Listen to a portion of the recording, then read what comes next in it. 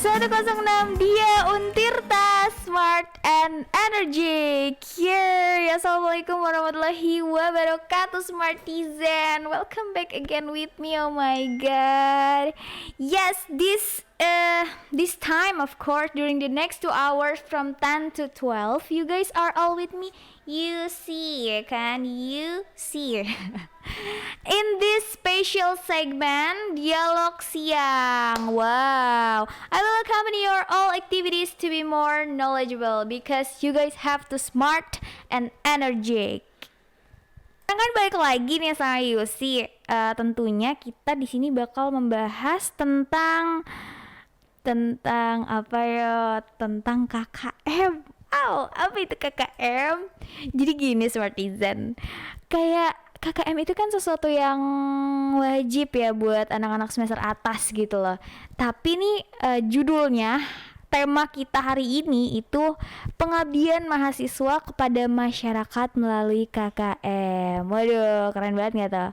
Nah, menurut Undang-Undang Republik Indonesia nomor 20 tahun 2003 tentang sistem pendidikan nasionalnya, ya kan, pasal 20 ayat 2 menyatakan bahwa perguruan tinggi berkewajiban menyelenggarakan pendidikan, penelitian, dan pengabdian masyarakat, yang dimana ketiga aspek dalam tridharma tersebut dilaksanakan dengan proporsi yang seimbang seharusnya dan juga harmonis terpadu melalui kuliah kerja nyata ini atau KKN. Nah, kalau di Untirta nih, Smartizen, itu disebutnya dengan kuliah kerja mahasiswa atau kuliah kerja mahasiswa tuh berarti KKM. Nah, itu. Nah, KKM ini merupakan salah satu pembelajaran dengan memberikan pengalaman belajar kepada mahasiswa, ya kan, di tengah-tengah kehidupan masyarakat gitu, dengan turut serta membantu memecahkan segala macam masalah yang ada di lingkungan sekitar. Smartizen, ada yang udah melaksanakan KKM belum nih? By the way, ceritain dong pengalamannya, please. Comment down below ya di live streaming kita. Harus banget, aku mau banget deh bacain story KKM dari Smartizen semua gitu ya. Jadi jangan kemana-mana karena setelah ini kita bakal ngobrolin banyak hal tentang KKM itu sendiri. Tapi kita bakal ada yang lewat-lewat dulu nih, kayak dari lagu-lagunya Dan Plus Say Nothing Like You.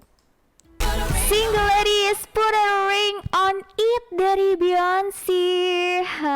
Balik lagi sama Yusi Smartizen. Jangan bosan-bosan karena kita tetap akan membahas masalah KKM atau KKN. Smartizen semua di luar sana, ayo langsung komen down below ataupun di Instagramnya Dia Untirta, ya kan. Tinggal isi aja question box kita, atau kalau yang lagi streaming sekarang langsung aja komen cerita-cerita tentang KKM-nya nih, Smartizen. Soalnya aku belum pernah KKM, upsi. Oke, jadi kita di sini mengenal dulu kali ya. Jadi KKN tuh apa sebenarnya, kayak gitu kan. Nah, jadi Smartizen, KKN itu sebenarnya adalah program yang dilaksanakan tiap perguruan tinggi gitu loh. Menurut Direktorat Jenderal Pendidikan Tinggi di Indonesia juga mewajibkan setiap perguruan tinggi untuk melaksanakan KKN sebagai kegiatan intrakurikuler yang memadukan tridharma perguruan tinggi, yaitu tadi apa? Pendidikan, penelitian, dan pengabdian kepada masyarakat. Masya Allah. Oke, jadi KKN ini lebih kayak pengabdian kepada masyarakatnya, ya kan, kayak pemberdayaan masyarakat atau program-program khusus terkait tema besar di suatu tim KKN tersebut. Nah, tema-tema dari KKN ini sebenarnya ada banyak nih ya, Smartizen, tapi diantaranya itu ada pendidikan, lalu ada pariwisata, terus juga ada sumber daya alam dan peduli bencana. Nice. Jadi KKN tuh tidak hanya istilahnya kamu ke suatu daerah terpencil lalu mengajar gitu, tidak hanya seperti itu, karena ada yang pariwisata, ada yang SDA, ada yang peduli bencana, seperti itu kan. Nah, terus KKN Peduli Bencana ini merupakan salah satu tanggapan dari kalangan perguruan tinggi terhadap bencana yang sedang terjadi. Salah satunya seperti sekarang ini kali ya, bencana COVID. Ini kan termasuk dalam bencana yang non alam ya kan, dikarenakan virus. Jadi KKN tersebut bisa dilaksanakan melalui program yang dilaksanakan oleh universitas seperti itu. Nah, KKN itu anggotanya ya kan. Perlu diketahui bahwasannya anggota dari KKN itu dari universitas yang sama gitu loh, tapi fakultasnya berbeda-beda. Biasanya sih seperti itu nih Smartizen. Cuman Smartizen semua, kalau misalkan ada cerita-cerita, boleh dong langsung ya di komen nih di YouTube streaming kita, di live chatnya, karena aku pengen banget dengerin semua keluh kesah teman-teman yang sudah melaksanakan KKM ataupun cerita-cerita lucu. It's okay, just tell me because I want to show it to anyone around us gitu loh. Bukan hanya around us, kayaknya around the world deh ya.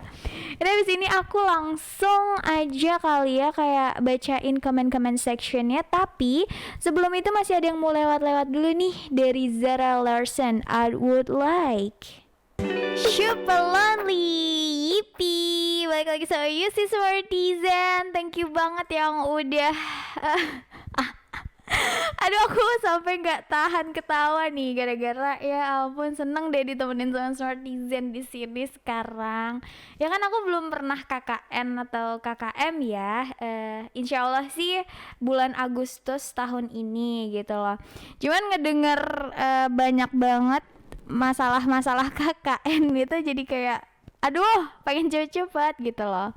Nah, tapi Smartizen, sebelum Yusi bacain komentar-komentar kalian semua, ayo kita bacain dulu nih manfaat dari kuliah kerja nyata atau KKN itu sendiri.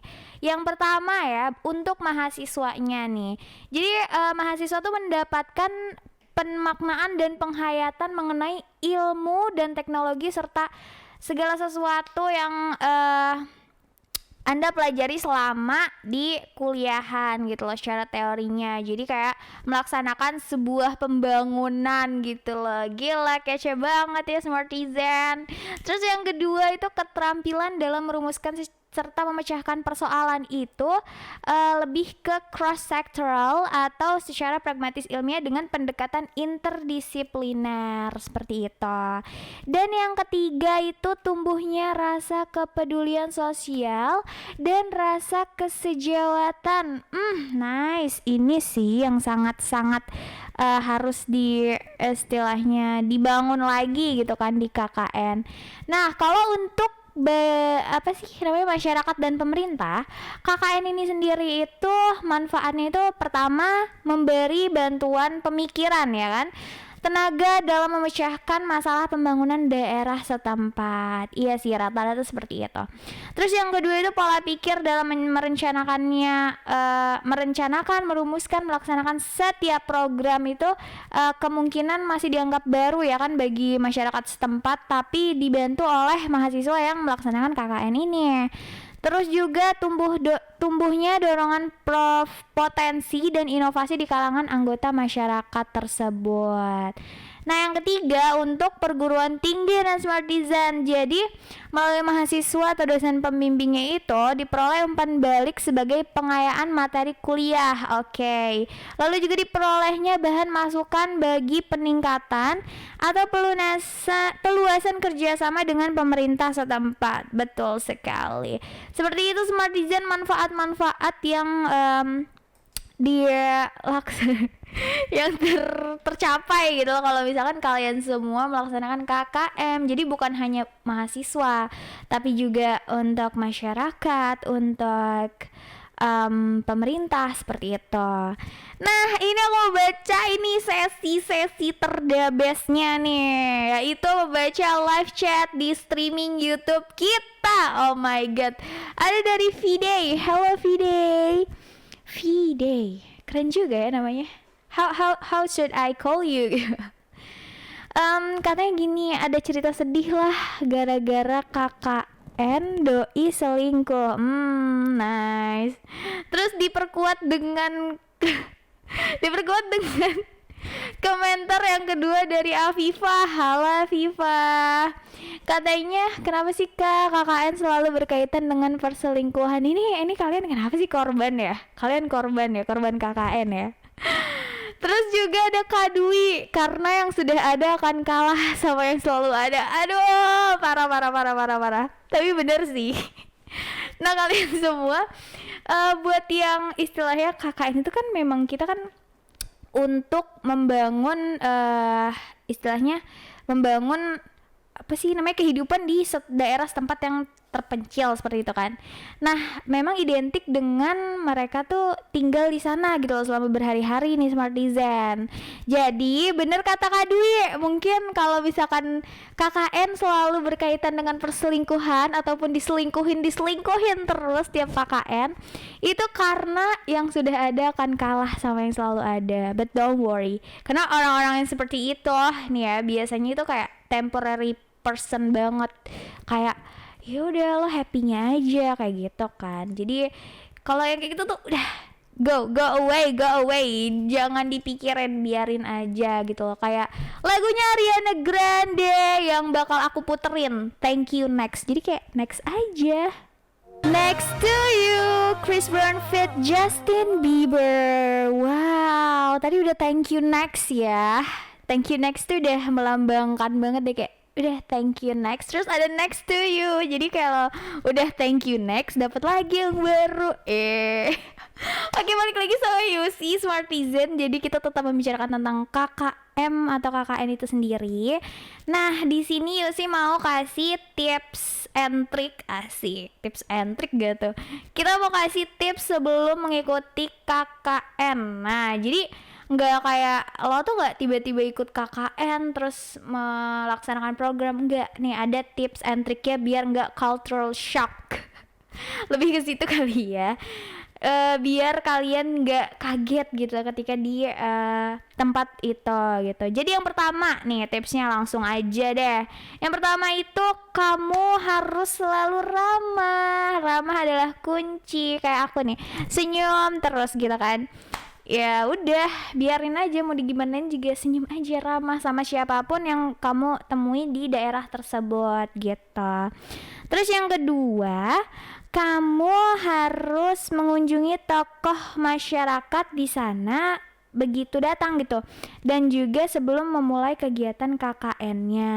Itu kayak semacam izin lah ya, ke istilahnya ke masyarakat setempatnya gitu loh, tapi melalui yaitu tokoh masyarakatnya yang mungkin adalah Pak RT, Pak RW gitu kan, Pak pejabat-pejabat gitu. Terus yang ketiga itu jangan lupa untuk selalu beradaptasi dengan budaya setempat. That's the point yang aku highlighted. Jadi cultural shock itu terjadi sebenarnya di mana aja. Jadi kalian harus pintar-pintar adaptasi gitu loh dengan sesuatu hal yang baru seperti itu. Dan yang keempat itu siap berbagi ruang pribadi. Nah ini dia, karena kamu gak bisa say kalau lagi KKN terus kamu sewa hotel gitu, check in, check out sesuka kamu, gak bisa. Kamu harus satu atap dengan teman-teman seposko kamu. Kayak ini juga bukan kamar kos milik kamu pribadi, ini milik kita semua, anjay. Milik kita semua, maksudnya milik teman-teman KKM yang lain juga. Jadi tidak ada yang namanya ini kamar aku, kamu gak boleh masuk ya, ini fix kamar aku, gak ada. Jadi kita kayak sharing gitu ruangannya.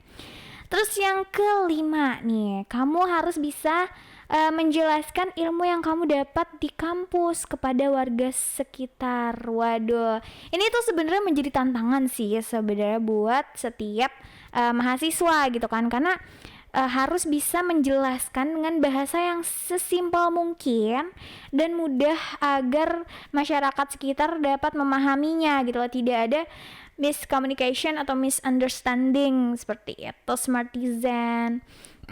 Oke, jadi mungkin itu tips and trick dari Yusi. Ada juga dari Oh ini dari Mas, dia mau disebutin namanya nggak ya? Dari Mas Net Sensor katanya, iya ada, dia mau cerita tentang KKM-nya, katanya kayak gitu. Iya ada nih Yosi, jadi aku punya cerita tapi lebih ke, aduh ini juga agak sensor sih sebenarnya. Jadi ya udahlah ya, KKM tuh enjoy aja, tapi ya kalian ya itu harus tahu diri karena kalian ada di tempat yang baru. Jadi harus pintar-pintar beradaptasi, harus pintar-pintar juga istilahnya ya beradaptasi dengan lingkungan dan orang-orang sekitar seperti itu ya. Dan udah ini masih ada lagu-lagu yang bakal lewat. Smartizen jangan lupa buat request lagu juga boleh karena ya udah nih banyak banget nih lagunya, masa nggak diputerin semua ya kan. Enjoy the music. You'll never see me again, kata Adele. Aduh, you'll never see me again katanya. Berkaitan banget nih ya sama Smartizen semua yang diselingkuhin selaku korban-korban KKM. Waduh. Nah, Yusi kali ini membawa seseorang yang sangat-sangat spesial. Jadi kali ini Yosi ditemani oleh sahabat diskusi kita nih Smartizen. Nah, beliau ini adalah seorang koordinator pusat pengelolaan dan pengembangan KKM. Namanya adalah Dr. Suhaib Amiruddin MSI ya. Oke, kita say hello dulu kali ya ke Pak Suhaib. Oke, halo Pak Suhaib. Suhaib, oke. Iya, Baru aku iya mau nanya. baik, makasih. Aku baiknya nyebut apa nih gitu. Iya. Oke, Pak Suhaib ya. Pak, jadi tadi kan kita udah membicarakan ya Pak tentang KKM gitu, kayak tips and triknya, lalu KKM itu apa dan lain-lain. Nah, karena ini udah di talk terakhir kita di talk kelima nih Smartizen ya bersama sadis atau sahabat diskusi kita. Jadi Yosi mau nanya ke Bapak Suhaib selaku koordinator gitu. Tadi kan koordinator ya, koordinator pusat pengelolaan dan pengembangan KKM nih. Kayak saran Bapak tuh terhadap mahasiswa kalau melakukan KKM terlebih lagi saat pandemi seperti ini Pak, terhadap kampus dan juga masyarakatnya seperti apa? Ya, baik. Terima kasih. Jadi KKM itu sebenarnya adalah salah satu kegiatan wajib bagi mahasiswa karena ini bagian daripada rangkaian kegiatan akademik, walaupun dilakukan dalam bentuk pengabdian kepada masyarakat. Ya, jadi KKM ini sudah 2 kali kita menyelenggarakan di tahun 2020. 2021 itu masih era pandemi. Betul. Jadi era pandemi ini ya COVID-19 merupakan situasi semuanya harus dibatasin. Betul. Dibatasi bukan berarti bahwa kita tidak boleh berbuat sama sekali ya. Jadi pembatasan-pembatasan ini yang dilakukan oleh pemerintah adalah 3 hal yang penting kita lakukan di dalam KKM kita selama ini. Kita turun ke lapangan ya tetap mengabdi kepada masyarakat melalui online. Jadi melalui daring kemarin itulah program-program itu berjalan. Jadi tidak ada kegiatan yang bertemu secara langsung. Nah, pada KKM di tahun 2021 yang berjalan ini sudah selesai barusan ya, Neng ya. Selesai. Itu ya dilakukan dengan metode daring juga, tetapi ada situasi-situasi tertentu karena pemerintah sudah ada namanya zona ya, zona merah, zona hijau. Ya, jadi kita di beberapa wilayah yang masuk zona hijau, saya sebagai koordinator KKM kemarin memberikan instruksi kepada seluruh dosen pembimbing lapangan, itu boleh dilakukan pertemuan tetapi tidak boleh melebihi dari 9 orang dalam ruangan ukuran 7x5. Ya, jadi itu kan menjaga jarak di sana. Lalu yang ketiga, KKM yang dilakukan ini tetap ada yang namanya interaksi yang dilakukan dengan masyarakat. Interaksinya bagaimana? Ya tetap menggunakan protokol kesehatan. Jadi ketika ada mahasiswa ingin memberikan bantuan kepada masyarakat secara langsung, itu boleh bertemu, tetapi mungkin masyarakatnya 1 orang, kemudian dari mahasiswanya 1 orang, dengan menggunakan protokol kesehatan yang ketat. Itulah mekanisme yang dilakukan pada pelaksanaan KKM yang diselenggarakan di tahun 2020-2021. Nah, terkait dengan KKM yang akan kita selenggarakan lagi nanti di bulan Juli Agustus, kalau misalnya memang masih masuk era pandemi dan pemerintah masih menganggap sampai bulan karena bulan Mei kita sudah mau akan proses. Kalau bulan Mei kejelasannya belum ada kepastian terkait dengan secara terbuka atau secara tatap muka, maka mungkin KKM diselenggarakan di 2021 di bulan Juli Agustus itu tetap masih menggunakan protokol kesehatan COVID-19. Nah, itu rangkaian dari KKM yang kita lakukan. Nah, tahun 2022 insya Allah kita sudah akan masuk namanya KKM reguler 1 dan reguler 2. Jadi reguler 1 itu akan diselenggarakan di bulan Januari, Februari. Reguler 2 itu akan diselenggarakan di bulan Juli, Agustus. Nah, apalagi ada lagi 4 bentuk KKN yang sekarang ini lagi dirumuskan di Korpus, yaitu ada namanya KKM tematik kebencanaan, ada KKM tematik kepariwisataan dan UKM, kemudian ada namanya KKM tematik kependudukan, dan ada namanya KKM kemitraan.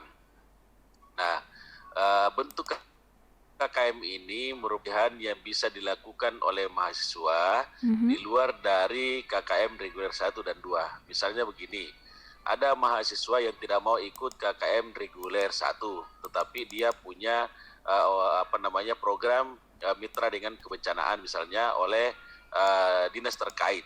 Itu boleh melakukan KKM, itu dihitung bagian daripada konversi KKM, ya. Jadi kenapa kita membuat pilihan-pilihan KKM ini? Karena orientasinya kampus kita ini adalah masuk di kampus Merdeka Belajar. Betul. Kampus Merdeka Belajar Merdeka. Ya, jadi itu akan diimplementasikan juga melalui KKM gitu. I see. Ya, gitu, Neng. Oke Pak, jelas sekali. Jadi ternyata banyak sekali ya Smartizen kayak macam-macam KKN-nya seperti itu, apalagi terkait betul. Terkait kondisi seperti saat ini gitu kan, dan juga orientasi kampus Untirtanya yang merupakan kampus Merdeka Belajar. Waduh, keren sekali Pak. Insya Allah kita akan mendorong program itu. Insya Allah. Dan dihimbau kepada seluruh mahasiswa yang sudah mau memasuki semester 6 ke depan ini, karena syarat utamanya itu adalah semester 6 yang bisa ikut KKM. Silakan selalu membaca websitenya LPPM. Jangan cuma sering membaca WA group ya, karena tidak ada di WA grupnya gitu. Adanya di website. Nggak ada di Instagram. Ya, jadi sering-seringlah membuka website LPPM Untirta, terutama yang sudah mau memasuki semester 6.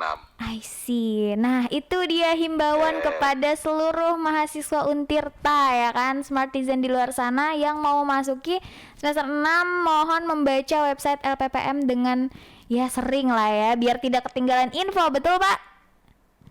Iya betul. Dan semakin terkenal juga websitenya LPPM. Nah, biar semakin hits website-nya.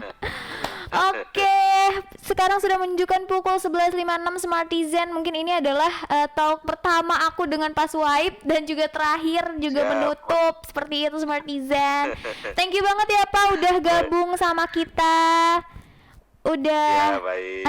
udah meluangkan waktunya juga menjelaskan tentang ya apa namanya KKM di masa pandemi seperti ini khususnya untuk mahasiswa Untirta seperti itu. Oke kalau gitu aku say bye-bye dulu kali ya Swartizen ke Pak Swaib. Dadah Pak Swaib. Ya, sama-sama. Ya, Dadah. baik. Thank you Sama-sama. ya. Ya, Assalamualaikum. sukses selalu. Amin. Ya, Sukses juga baik. Pak. Baik, ya. Ya, Assalamualaikum warahmatullahi wabarakatuh. Waalaikumsalam warahmatullahi wabarakatuh. Jadi seperti itu Smartizen, bahwasannya ya kan memang Smartizen semua tuh harus pintar-pintarnya mencari informasi seperti itu.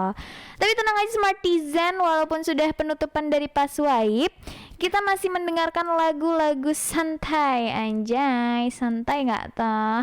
Dari Eminem and Rihanna, Love the Way You Lie. Goodbye Rihanna. Nice. Itu keren banget kan, suara Rihanna tuh nggak jauh beda sama suaranya Yusi Smartizen. Oke, karena sudah menunjukkan pukul 12.09 ya kan, yang mengharuskan Yusi untuk membacakan, mereview ulang bahwasannya apa aja yang udah kita bahas selama 2 jam ke belakang kemarin. Sebenarnya ini aku agak korupsi waktu sih 10 menit, tapi it's okay lah ya Smartizen. Nah jadi yang telah kita bicarakan sebelumnya bahwasannya KKM di Untirta itu ternyata untuk tahun ini dilaksanakan metode daring katanya. Tapi ada tapinya nih. Tapi juga di beberapa wilayah yang zona hijau gitu boleh dilakukan dengan interaksi langsung dengan masyarakatnya gitu loh, tapi tetap dengan protokol kesehatan yang ketat dan juga tepat seperti itu. Nah kata Pak Swaib juga katanya sampai 2021 ini di bulan Juni atau Agustus nanti katanya belum ada kepastian akan tetap melaksanakan metode daring seperti ini lagi atau ke KKM yang reguler seperti itu. Tapi dihimbau juga buat semua mahasiswa Untirta yang sudah memasuki semester 6 ya kan, untuk selalu check out website dari LPPM, membaca agar supaya kalian semua tidak ketinggalan infonya Smartizen. That's the point of this topic today. So kalian jangan lupa follow Instagram ya kan, Dia Untirta, lalu juga add Facebook kita di 106 Dia Untirta. Di YouTube channel kita jangan lupa di subscribe sekarang juga ya di 106 Dia Untirta. Atau yang mau curhat-curhat juga boleh, yang mau di up storiesnya silakan WhatsApp ke 081808 106 106. Itu aja Smartizen, mungkin apa yang telah kita bicarakan selama 2 jam ini. Sorry banget kalau misalkan Yusi banyak salah-salah kata. Semoga Smartizen semua sehat selalu dan juga happy terus ya. Karena aku dan juga Dialog Siang harus pamit undur diri. Oke, maka dari itu Yusi pamit undur diri. Smartizen semua jangan sedih. Jam 3 sampai jam 5 kita balik lagi ya di Dialog Senja. Upsi. Say so Doja Cat.